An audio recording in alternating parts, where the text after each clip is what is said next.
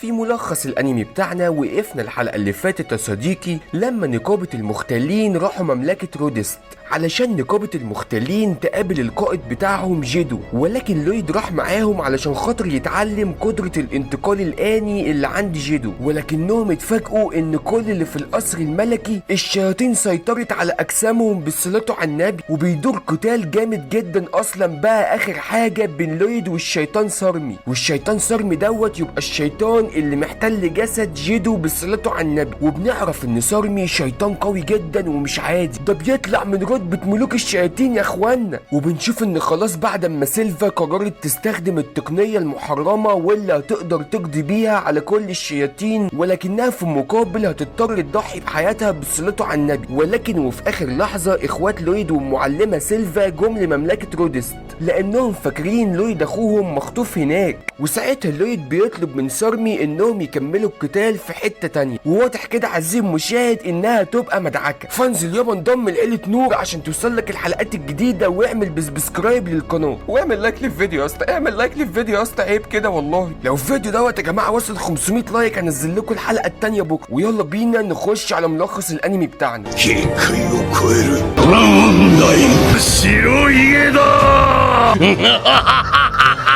ライオン真のエスカノール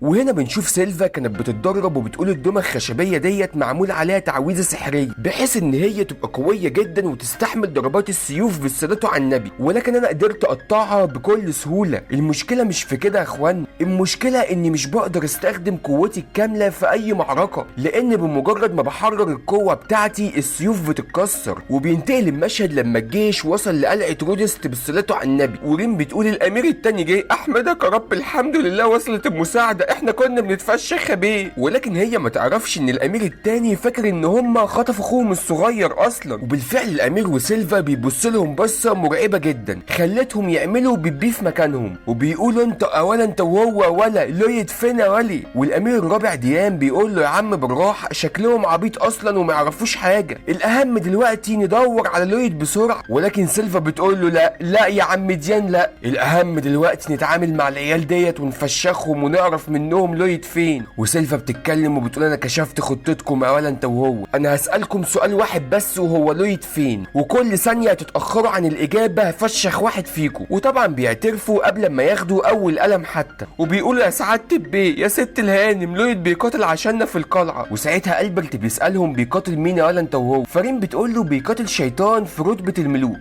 وساعتها بابلو بيقول لها اسكت الله يخرب بيتك الله يخرب بيتك حط لسانك في بقك، انت نسيتي يا بت يا رين لويد قال لنا ايه. وبنشوف فلاش باك ولويد بيطلب منهم ان محدش يقول اي حاجه عن قوته، لان عيلته لو عرفوا بالقوه اللي عنده هيخلوه يمسك حكم المملكه. ولويد بيقول لهم انا ماليش في الحكم والكلام ده بصراحه، ومحدش برضه يقول لهم ان انا مصاحب شيطان، يعني ما تبقوش اذكياء وتفضحونا، لان لو حد عرف هيحصل حاله رعب في المملكه كلها. فساعتها رين بتقول لويد بيقاتل شخص ضعيف جدا وفاشل وما بيقاتلش شيطان ما تخافوش. ولكن شكل نقابه المختالين بيبقى عرية جدا بصراحه، وسيلفا مش بتصدقهم. وسيلفا بتقول انا ممكن ابدا بالصغيره ديت واعملها كفته، ولكن البرت بيقول لها يا ست استني بس حرام عليكي. فاعضاء النقابه بيقولوا انت حنين قوي والله احنا كنا عارفين انك مش هترضى بالظلم ده، احنا كنا متاكدين انك مش هترضى حد فينا يتعمل حواوشي يا جناب الامير والله. فالامير بيقول ما ينفعش نعمل كده في الاطفال برضه يا سيلفا، انت خش على الكبار الاول والصغيره ديت احنا ناخدها معانا ونسجنها مدى الحياه. ولكن ساعتها ريم بتوقفهم وبتقول لهم على فكره بقى انتوا ممكن ما تصدقوناش ولكن احنا بنحب لويد جدا وانا اعتبرته واحد من عيلتي، وجيدو برضو القائد بتاعنا انا كنت بعتبره واحد من عيلتي، ولكن في شيطان مسيطر على جسمه ولويد بيساعدنا اننا نرجعه. عاوزين تعاقبوني عاقبوني، عايزين تقتلوني اقتلوني، انا مستعده لكده، ولكني مش هسمح ومش هقدر ان اشوف اي حد من عيلتي بيتقتل قدامي. وساعتها يابا في شيطان بيهجم على رين، ولكن الاميره السادسه ليزا بتؤمر الوحش بتاعها وبيعمل معاه الهونجا بونجا. وليزا بتتكلم وبتقول رين مش بتكذب على فكره وانا متاكده من ده غير كمان ان الفنرال اللي معايا عنده قدره على الاحساس بالاشخاص الشريره وهو مش حاسس حاسس منهم باي خطر. وساعتها البرت بيقول والله ما حد هيودينا في داهيه غيرك يا ليزا. بيقول بس المهم دلوقتي لازم نتعامل مع كل الشياطين اللي هنا. وبيأمر سيلفا انها تروح تدور على لويد، ولكن ريم بتمسك فيها علشان لو راحت هتكتشف قوه لويد، وبتقول لها لويد بيقاتل شخص ضعيف جدا مش محتاج مساعده على فكره. ولكن سيلفا بتكون لسه تضربها بالسيف علشان خاطر تسيبها، ولكن مره واحده بنلاقي الجسر اللي ماشيين عليه بيتحطم، وكده سيلفا مش هتعرف تروح للويد. وبنشوف ان لويد هو اللي طلب من سارمي انه يعمل كده علشان محدش يزعجهم في القتال.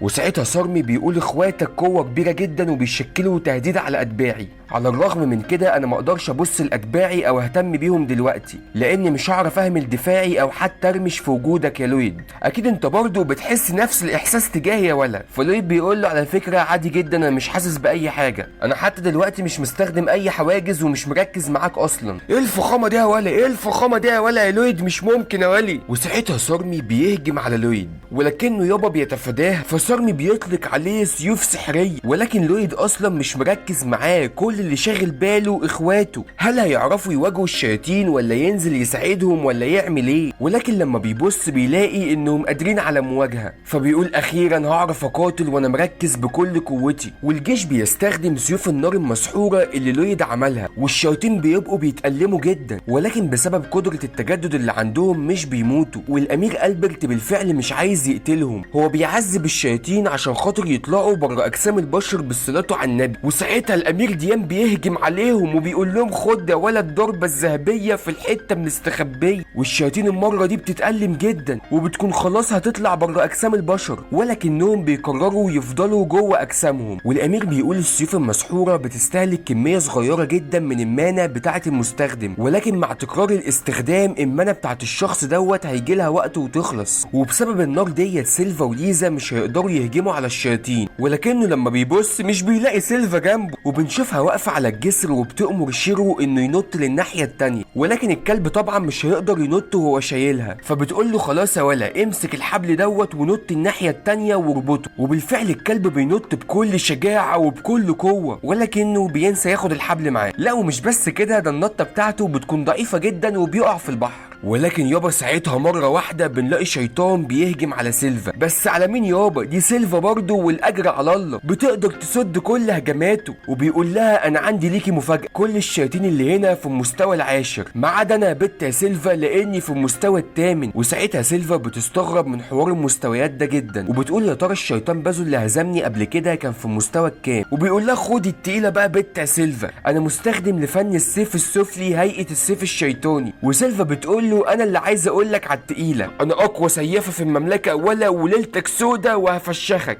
وساعتها بنشوف ان الجيش محاصر الشياطين، ولكن هم برضه مش راضيين يسيبوا اجسام البشر. والبرت بيقول انا لازم الاقي طريقه لاسترجاع البشر، ولكن يابا ساعتها بنلاقي شيطان بيهجم عليه، بس بابلو بيتدخل وبيقتله في اقل من ثانيه. فالامير بيشكره، فبابلو بيقول له اسمه وبيقول له اتمنى لو توافق اننا نقاتل مع بعض يا ولي. فالبرت بيقول له انت ما ترددتش لحظه انك تقتله. وبابلو بيقول له طبعا انت عارف لو قتلت الجسم اللي الشيطان بيسكن فيه فكده الشيطان هيموت معاه بصلته على النبي. الناس دولت الشياطين اكلت ارواحهم واكلت عقولهم، ومفيش اي طريقه ولا اي سبيل انهم يرجعوا تاني. والامير بيكون مقتنع بكلام بابلو جدا وبيشكره، وساعتها بيجهز اجمد تعويذه عنده بصلته على النبي، وبيحرر يابا قوته الكامله، وبيقول للجنود اهجموا عليهم يا ولا انت وهو يا ولا، اهجموا عليهم يا ولا وما ترحمهمش يا ولا، انا عايزها تبقى معجنه يا رجاله. وسيلفا بتكون بتقاتل الشيطان وبتقدر تصد كل هجماته، واعداء النقابه بيبقوا مصدومين من العظمه اللي بتحصل في القتال. وساعتها الشيطان بيستخدم تقنيه نسل الشيطان اسلوب تنجو السر، وسيلفا بتستخدم تقنيه بيت لانجلس هيئه انياب الذئب.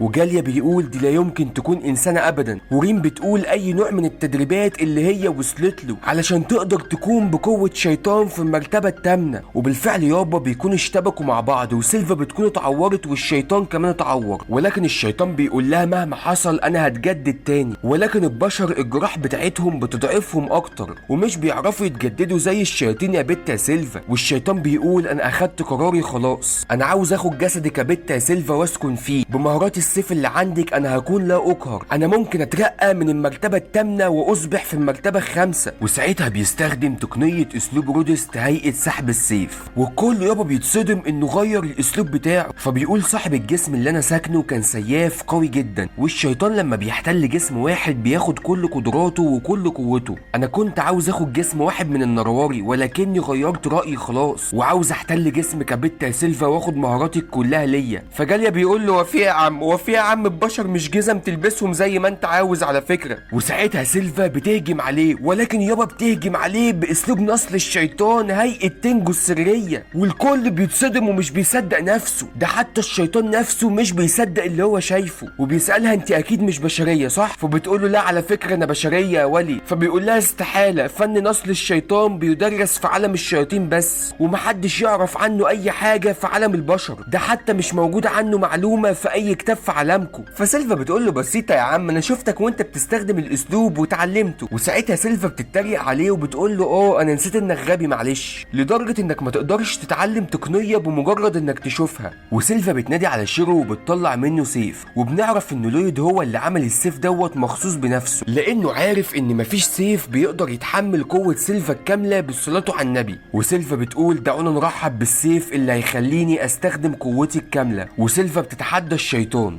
والشيطان بيقول وانا كمان هظهر تقنيتي النهائيه، فخر اساليب السيف في العالم السفلي، اظهري يا هيئه سر الشيطان. وسيلفا بتهجم عليه وبتقول بيت لانجلس هيئه عضه النمر، وبالفعل يابا بيتقطع مليون حته وسيلفا بتقدر تنتصر عليه. ولكن في الناحيه التانيه لسه ما شفناش لويد عمل ايه مع الشيطان سرمي. فعايزين مشاهد انزل اشترك في القناه عشان نشوف ايه اللي هيحصل مع لويد والشيطان بالصلاه على النبي. وما تنساش يابا تاخد زرار اللايك ورا مصنع الكراسي. وكان معاكم نور من قناه ملخصات نور، وبس كده، سلام.